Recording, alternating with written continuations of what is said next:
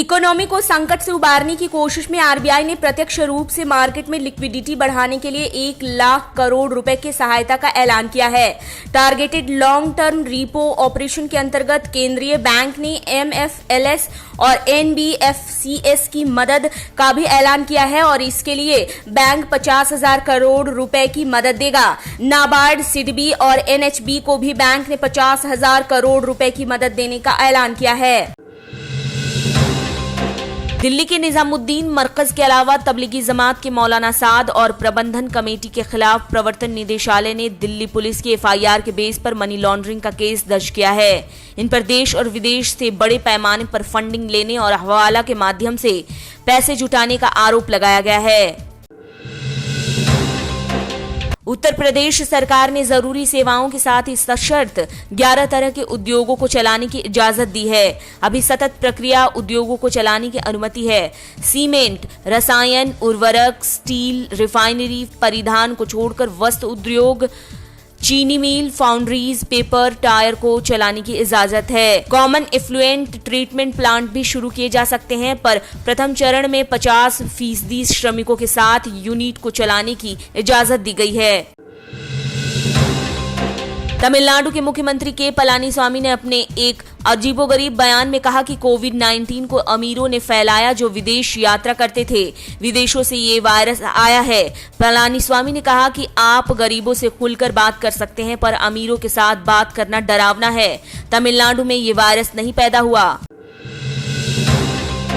दिल्ली के सीएम अरविंद केजरीवाल ने कहा कि कोरोना से तभी मुक्ति मिल पाएगी जब उसकी वैक्सीन बन जाएगी। सीएम ने कहा, हमने प्लाज्मा टेक्नोलॉजी का इस्तेमाल करने का केंद्र सरकार से इजाजत मांगी थी। केंद्र ने इसकी इजाजत दे दी है, जिसके बाद प्लाज्मा टेक्नोलॉजी का ट्रायल हमने शुरू कर दिया है। विदेशों में भी प्लाज्मा टेक्नोलॉजी के अच्छे नतीजे आए हैं। कांग्रेस नेता राहुल गांधी ने सरकार को रचनात्मक सुझाव देते हुए कहा कि कोरोना संकट की वजह से बड़े पैमाने पर बेरोजगारी आने वाली है। ऐसे में लघु और मध्यम उद्योगों के लिए सरकार को राहत पैकेज तैयार करना चाहिए और बड़ी कंपनियों को भी राहत पैकेज देने की तैयारी करनी चाहिए। राहुल गांधी ने कहा कि सरकार को इन कंपनियों को प्रोटेक्शन देना चाहिए।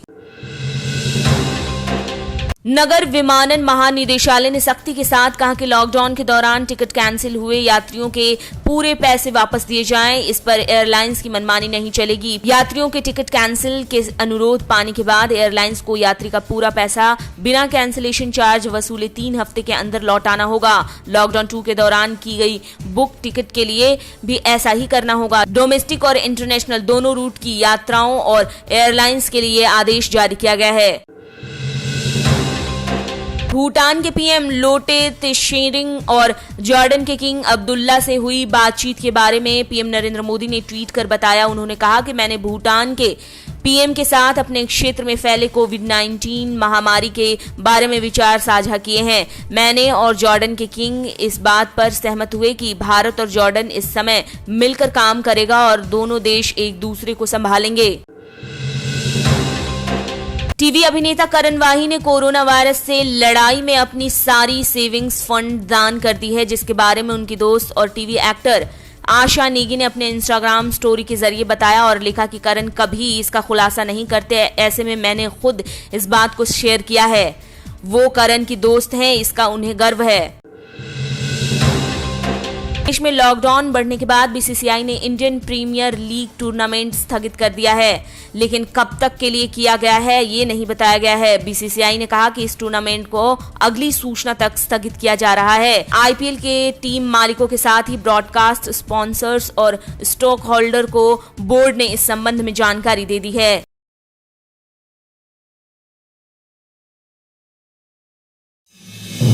आप देख रहे हैं नेट्रिक न्यूज, साहस सच कहने का।